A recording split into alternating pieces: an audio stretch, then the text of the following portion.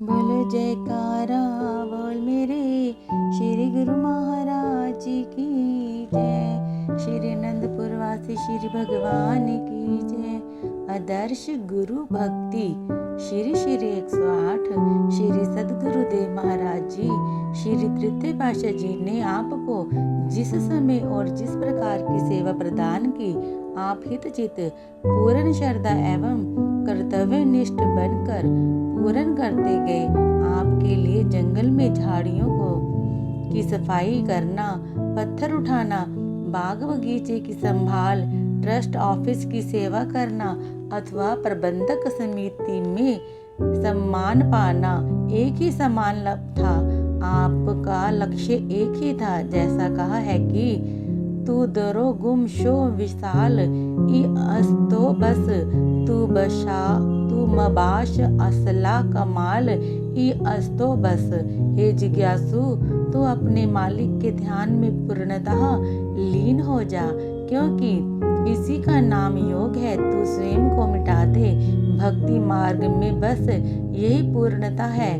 सन 1954 में श्री अनंतपुर की पावन धरा पर जब श्री अनंतसर महातीर्थ का उद्घाटन हुआ और सेवा के लिए श्री वचन हुए, श्री तृतीय पातशाह जी ने प्रेम सागर में ऐसी डुबकी लगवाई मानो सारी सृष्टि इस सौभाग्य को पाने के लिए दौड़ी चली आई। उस समय आप भी श्री अनंतसर की खुदाई अथवा पत्थर आदि उठाने की सेवा में मिली। पत्थर आदि उठाने की जो सेवा श्री आज्ञा से मिली, उसे संपूर्ण करने के लिए अपनी ही धुन में चुपचाप दिन रात सेवा में लीन रहे। आप श्री आज्ञा अनुसार प्रातः समय 1 घंटा विशेष सेवा में महात्मा ध्यान सागरानंद जी के साथ अवश्य भाग लेते। एक बार आप जबकि 1 घंटा सेवा कर चुके थे, महात्मा आत्मधर्मानंद जी ने आपको बुलाकर कहा कि आओ हमारे साथ ट्रक में पत्थर भरने की सेवा करें। आप उनके साथ चले पड़े। बावली पर ट्रक पर पत्थर भरने के पश्चात आप स्वयं भी ट्रक पर चढ़ गए और पीछे सड़क की ओर मुख करके खड़े हो गए। महात्मा जी ने मोड़ काटते हुए जोर से ट्रक में ब्रेक लगाई। अचानक ही एक भारी पत्थर लुढ़क कर आपके बाएं चरण में आ गिरा। उसकी तीखी धार से वहां गहरा घाव हो गया। कुछ नसें कट जाने के कारण रक्त बहने लगा और बहुत तेज दर्द होने लगा। आपने उफ तक ना की। चरण पर शीश से रुमाल उतारकर बांध लिया और श्री अनंतपुर पहुंच गए। डॉक्टर रामलाल यहाँ पर जितनी चिकित्सा उपलब्ध थी, उसी अनुसार आपके चरण पर पट्टी करते रहे। आप दर्द को सहन करते हुए सेवा में संलग्न रहे। श्री स्वामी जी श्री चतुर पातशाह जी साधु वेश में ने आपसे कहा कि गंभीर चोट आई है, थोड़ा आराम कर लें। आपने कहा, स्वामी जी, श्री सदगुरुदेव श्री तृतीय पातशाह जी के श्री चरणों में विनय ना करना। दर्द है ठीक हो जाएगा। यह सेवा में विघ्न है टल जाएगा। सेवा ही जीवन है और आंतरिक सुख की दाता है। इसे पाना है। उनके मुख से अनायास ही वचन हुए कि सचमुच आप सहनशीलता एवं धैर्य की मूर्ति हैं। आप गुरु भक्ति में आदर्श हैं। उस समय आपको जो चोट लगी वह कोई साधारण ना थी, बल्कि नसें कट जाने के कारण आपके चरण में बहुत सूजन आ गई और दर्द भी बढ़ता गया। कुछ समय पश्चात आपका वही चरण अनबूझे अंगारों के ऊपर अनायास ही पड़ गया। परंतु जब आपको जलन का तनिक भी आभास ना हुआ तो डॉक्टर समझ गया कि यह नसों की गंभीर समस्या है। उसने श्री गुरु महाराज जी के श्री चरणों में विनय की कि आपको तुरंत उपचार के लिए भेजा जाए। आपके बड़े भाई की विनय पर महाप्रभु जी ने आपको कलकत्ता चिकित्सा के लिए भेज दिया। महाप्रभु जी ने अपना आशीर्वाद प्रदान करते हुए फरमाया कि घबराने की आवश्यकता नहीं, आपने तो परमात्मा की बहुत बड़ी सेवा करनी है, आप बिल्कुल ठीक हो जाएंगे। कलकत्ता में उस समय के विख्यात डॉक्टर बनर्जी ने आपके चरणों की नसों का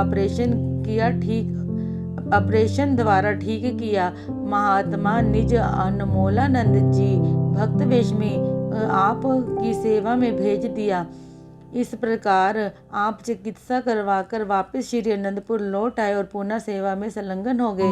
आप श्री अनंतपुर की सेवा में श्री सतगुरुदेव महाराज जी के श्री दर्शन करते हुए भाग्य सराहते कि ऐसा सौभाग्य करोड़ों जन्मों की तपस्या से ही प्राप्त ना होगा। श्री सतगुरुदेव महाराज जी हमारे उद्धार के लिए अनवरत लगे हुए हैं। मन में ऐसे विचार उठ रहे थे कि श्री गुरु महाराज जी ने श्री अनंतसर के तट पर कृपा फरमाई। ऊपर तपता सूरज अपनी प्रचंड किरणें बिखेर रहा था। आपने पास में खड़े हुए महात्मा जी से छाता लिया और बख्शुराम जी को कहा कि श्री गुरु महाराज जी पर इससे छाया कर दो। भक्त जी थोड़ा हिचकिचाने लगे। आपने फरमाया, डरो मत, अगर श्री सतगुरुदेव महाराज जी कुछ पूछे तो आप हमारा नाम ले लेना। भक्त जी ने वैसा ही किया। महाप्रभु जी द्वारा पूछे जाने पर भक्त जी ने आपकी ओर संकेत कर दिया। श्री तृतीय पातशाह जी महाराज जी ने फरमाया कि एक दिन आएगा जब दुनिया इनके लिए छत्र झुलाएगी और ये स्वयं लाखों पर छत्र छाया करेंगे। दूर धाम से ले पैगाम इलाही, सदगुरु जग में आते हैं। गुरु भक्ति मग अति कठिन है, कुर्बा हो चल दिखलाते हैं। सेवा है अनमोल निधि, तन प्राण से बाजी लगाते हैं। गुरु आज्ञा व सर्वस्व समर्पण जीवन ध्येय बनाते हैं। बढ़ते जाए परमार्थ पथ पर निस्वार्थ पाठ पढ़ाते हैं। दिव्य गुण संपन्न सत्पुरुषों के युग युग चरित गुण गाते हैं। दिव्य गुण संपन्न सत्पुरुषों के युग युग चरित गुण गाते हैं। महापुरुष सर्वसमर्थ त्रिगुणातीत होते हुए भी मृत्यु लोक में अवतरित होकर मानव लक्ष्य सिद्धि के लिए नियम धर्म कर्म करते हैं। कठिनाइयों से जूझते हुए बाधाओं को मुस्कुराते हुए पार करते हैं। साधारण जनमानस को आदर्श गुरु भक्ति से लक्ष्य सिद्धि का मार्ग सुझाते हैं। इसी प्रकार श्री अनंतसर की सेवा में जुटे रहने पर समय अनुसार जहाँ जहाँ भी श्री सेवा की श्री आज्ञा होती तन प्राण से निभाते। श्री अनंतसर की सेवा के साथ साथ श्री परमहंस द्वैत मंदिर की नींव श्री सतगुरुदेव महाराज जी श्री तृतीय पातशाह जी ने रखी। इस कार्य के लिए संकाराना से संगमरमर का पत्थर लाने के लिए आप को श्री आज्ञा हुई। एक महात्मा जी जो ट्रक चालक थे उन्हें आपके साथ भेजा। उस समय जंगलों के मार्ग में डाकुओं का भय अधिक होता था। आपको किसी भक्त जी ने कहा, महात्मा जी बचकर रहना, जंगली रास्ते में कई प्रेत आत्माएं अपनी सुंदरता का जाल बिछा भरमाती हैं। एक आपका सुंदर स्वरूप, दूसरा मनहर चितवन, इस साधु वेश में भी किसी को आकर्षित किए बिना नहीं रहते।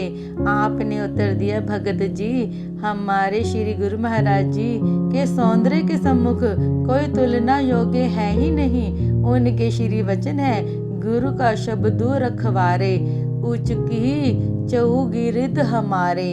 इस पावन नाम के सम्मुख किसकी हिम्मत है जो रास्ते की रुकावट बने।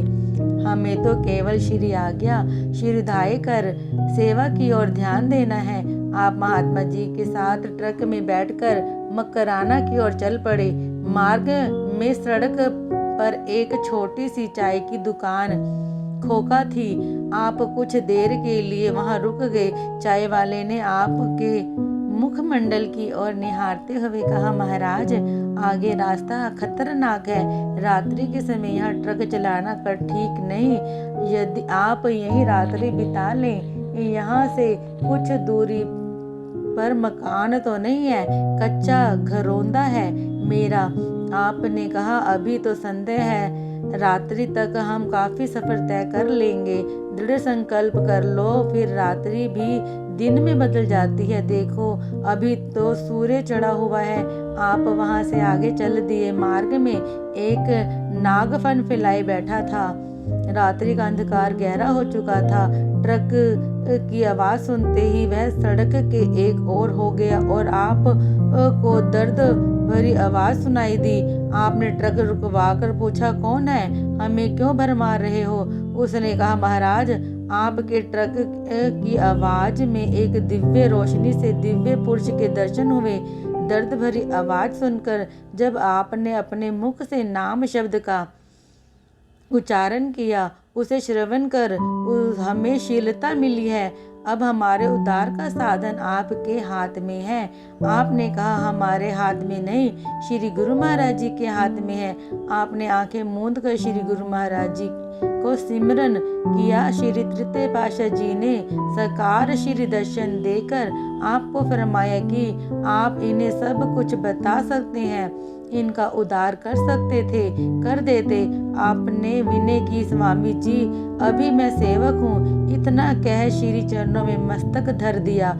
उधर गुरु शब्द की आवाज मुख से निकलते ही सामने कई यज्ञ, यश, गंधर्व एवं अन्य आत्माएं मंडराने लगी। श्री गुरु महाराज जी ने फरमाया, हम आपको यह आज्ञा दे रहे हैं कि आधा घंटा ट्रक में ही गुरु शब्द जोर से उच्चारण करते जाओ। इन सब को कह दो कि इसी शब्द का उच्चारण करते रहें। जितना अधिक शब्द उच्चारण करेंगे उतनी जल्दी उद्धार हो जाएगा। इनके उद्धार का समय आ चुका है। आपने श्री आज्ञा शिरोधार्य कर सबको हुक्म सुना दिया। आधा घंटा श्री गुरु महाराज जी आपके पास ट्रक में विराजमान रहे। आप शब्द का उच्चारण करते जा रहे थे और देख रहे थे कि कई आत्माएं तो उस समय ज्योतिर्मय बनकर जा रही थी। आपने विनय की, स्वामी जी, मैंने आपके विश्राम में विघ्न डाला। आप स्मरण करते ही प्रकट हो गए। श्री गुरु महाराज जी ने फरमाया, हम तुम दोनों एक स्वरूप हैं। यह काम तुम्हारा था जो हमसे पूरा करवाया। आप जब भी इस मार्ग में जाते, चाय वाली दुकान पर अवश्य ठहरते। वह भी विनय करता कि महाराज, आते जाते यहाँ अवश्य ठहरा कीजिए। देखो, आपकी कृपा से यहाँ कितनी जल्दी सड़कें व रास्ते बन गए हैं। आप हम पर भी कृपा करें। घरौंदे में अपने चरण डालकर इसे पक्के मकान में परिवर्तित कर दें। वह आपसे चाय के पैसे नहीं लेता था। आपसे कहा, संतों से लेन देन का संबंध तो चलता आया है, तुम्हारा मकान तो बन जाएगा। आपने कहा, संतों से लेन देन का संबंध तो चलता आया है, तुम्हारा मकान तो बन जाएगा, परंतु श्री अनंतपुर में आकर गुरु शब्द लो और नाम की कमाई से फलो फूलो। कुछ ही समय में उसकी कोठी और दुकान दोनों बन गए। वह श्री अनंतपुर का स्थान पूछता हुआ परिवार सहित यहाँ पहुँचा तो आप गुरु गद्दी पर आसीन थे। उसने परिवार सहित नाम दीक्षा ली और श्री दर्शन कर निहाल हो गया। पुनः श्री दर्शनों के लिए श्रद्धा से आने लगा। इस प्रकार आप श्री अनंतपुर में सेवा कार्य करते हुए अमृतसर, जालंधर, दिल्ली, इंदौर, जलबपुर एवं अन्य कई आश्रमों पर गए। वहाँ के महात्मा जन एवं भाइयों आपको सत्संग करने के लिए विनय करते। आप फरमाते हमें श्री अनंतपुर की सेवा में आनंद आया है, अभी समय नहीं है। आपको मौन प्रिय था, इसीलिए किसी से ज़्यादा मेल मिलाप नहीं रखते थे। जिस कार्य हेतु जाते उसे पूर्ण कर शीघ्र ही श्री आनंदपुर लौट आते। श्री सद्गुरुदेव महाराज जी ने आपको श्री आनंदपुर के कुछ संबंध सौंप कर प्रबंधक बनाया। आप सब कार्यों को कर्तव्य निष्ठ बन पूरा करते गए। श्री सद्गुरुदेव महाराज जी 31 अक्टूबर सन 1963 में रूहानी जानशीन का रहस्य समझाने के लिए श्री स्वामी जी श्री चतुर पातशाह जी को एकांत में बुलाया। उन्हें रूहानी रहस्य समझाने के साथ साथ यह भी फरमा दिया कि श्री स्वामी जी श्री पंचम पातशाह जी का नाम लेकर उन्होंने परमात्मा का अत्यधिक काम करना है, इनका विशेष ख्याल रखना। 30 जनवरी सन 1964 में अंतिम बार श्री तृतीय पातशाह जी महाराज ने श्री आनंदपुर से प्रस्थान किया। श्री कार अभी गेट से बाहर निकली थी कि आपको वहां खड़ा देख महाप्रभु जी, जो सेहत अति सुकोमल होने के कारण लेटे हुए थे, एकदम उठकर बैठ गए। तकिए के साथ रखे हुए 2 आम भोग लगाकर आपको दिए और आंखों में ओझल होने का संकेत भी कर दिया। आपने नैनों में अश्रुधार बहने लगी। ध्येय पूरक तत्वदर्शी शिष्य को श्री स्वामी श्री चतुर पातशाह जी स्वयं भी जानते थे। श्री वचनानुसार गुरु गद्दी पर आसीन होकर श्री सद्गुरुदेव महाराज जी श्री चतुर पातशाह जी इन्हें विशेष दृष्टि से देखते थे। अपने समय में इन्हें सर्व अधिकार देकर उच्च पद सौंपने आरंभ कर दिए। श्री दरबार के मुख्य प्रबंधकों की समिति में भी आपको प्रमुख बनाया।